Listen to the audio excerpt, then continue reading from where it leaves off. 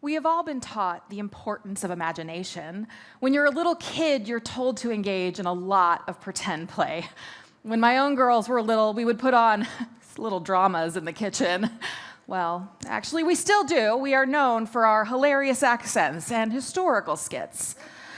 Pretend play shouldn't end just because we grow up.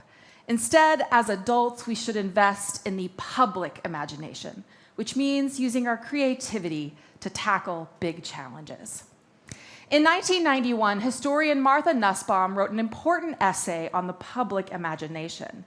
Understood as how we use creativity to challenge social norms, Nussbaum argued that by engaging with literature and art, we could develop novel policy decisions and build stronger communities. As Nussbaum was writing in the early 1990s, the internet was becoming publicly available. And for a brief moment in time, it seemed like we would have access to a beautiful field of information that would fuel our imaginations. But like litter in that majestic field, disinformation has limited our capacity to see the world anew, to fuel our public imaginations.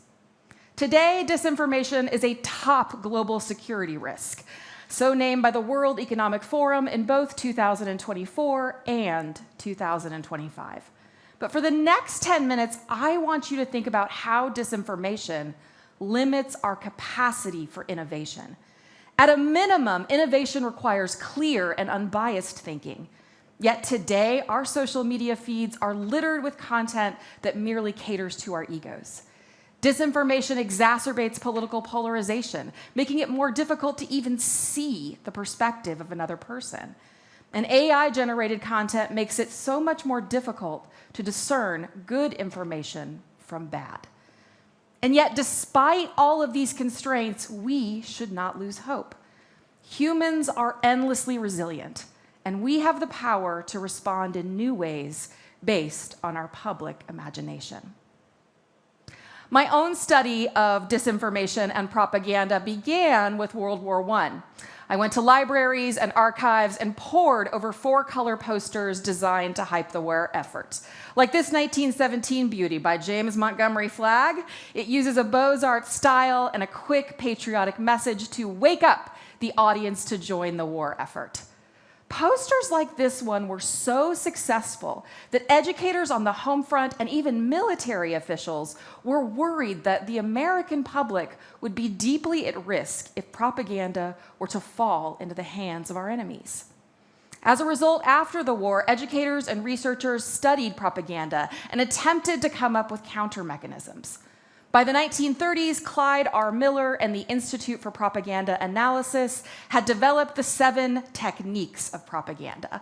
You probably learned some of these tactics in school, tactics like name-calling or bandwagon appeals. Scholars credit this broad curriculum for helping fortify the masses against propaganda in the interwar period. But truly, the success of that curriculum wasn't just the content of the lessons. Instead, the success of that curriculum lay in allowing students to both name and identify the role that propaganda played in their lives. They could imagine a future where they were not beholden to the propaganda influence on their decisions. They could come together and invest in the public imagination to bring about a new set of relationships between information and action. Today, we face similar concerns to the post-World War I period. Our social media feeds are littered with biased information, AI-generated content, and obviously just a ton of politically partisan memes. And yet, history's lessons can still inform. It is our orientation to disinformation that matters most for tackling its grip on our decision-making. So how do we invest in the public imagination? We do so by keeping 4 goals in mind: prioritize truth, embrace creativity, remain future-focused, and as always, stay community-oriented. These goals don't require special training or only apply to artists and authors. Instead, these are goals that we can all enact. One way I like to operationalize these goals is by asking myself a question about the future. such that every time I seek or post information, I ask myself about the future and how this information, how this message interacts with that future, such that every time I see AI-generated content or biased messages or those political memes that really rile me up, I ask myself about the future and how that information neglects or builds that future. A few years ago, I had a student, and we'll call him Dan. Dan had a warm smile and a sharp wit. He was a delight to have in class. But Dan told me that one day he loved to drop funny, often political memes in his friends' group chat. He also told me candidly that he liked to post, well, troll comment sections with, let's call them, annoying memes. And so one day I asked Dan, do you think what you're doing helps people? And he paused, so I clarified. What do you think our internet would look like if everyone acted as you do? He responded, you know, I had never thought about how I engage online as a responsibility. You see, Dan had not thought about how his behavior shapes the flow of information. And he certainly hadn't thought about how all of our collective behavior shapes our broader commitments and virtues. Disinformation generally divides us, making us only think about ourselves. But when we communicate with the public imagination in mind, the nature of our communication changes for the better. My last assignment for a class on disinformation asked students to create a visual campaign intended to create a brighter future. It is amazing how quickly students grasp the importance of thinking about the public imagination and tackling big challenges together. I'd like to show you a few of the memes that they created as part of these larger campaigns. This first image pays tribute to Mrs. Doubtfire and encourages us to wear sunscreen, always a noble goal. This second image asks us to consider the effects of fast fashion and to perhaps embrace more sustainable options. This third image solicits donations to a wonderful local nonprofit, the Rainbow Room.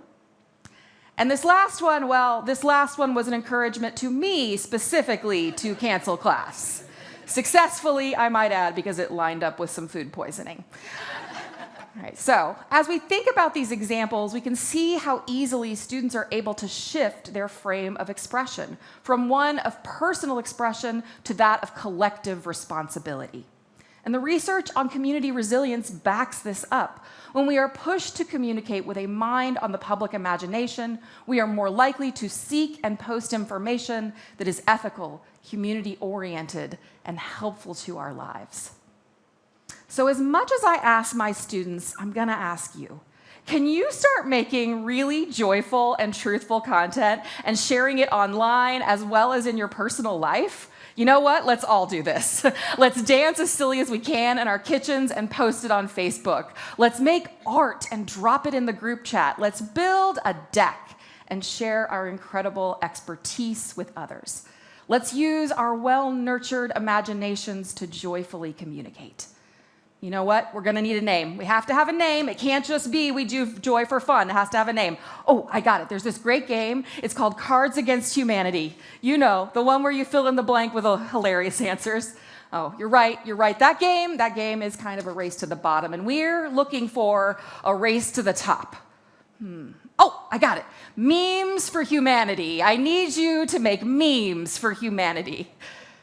How we invest in the public imagination is essential. To see the world as one of possibility, where disinformation does not drive our daily desires. Much like those teachers after World War I who helped students navigate mass propaganda, we too have power to shape how information moves and how our communities respond. Sadly, our world will never be free from disinformation or propaganda. But we still have power against these foes. When we all make the choice to communicate with these goals in mind, by investing in the public imagination, we shape how information moves and how our communities build resilience. Or as I tell my students, while there are millions of people and machines who would love to use disinformation to gain followers, money, and infamy, there are millions more of us who will commit to making our lives better by investing in the public imagination.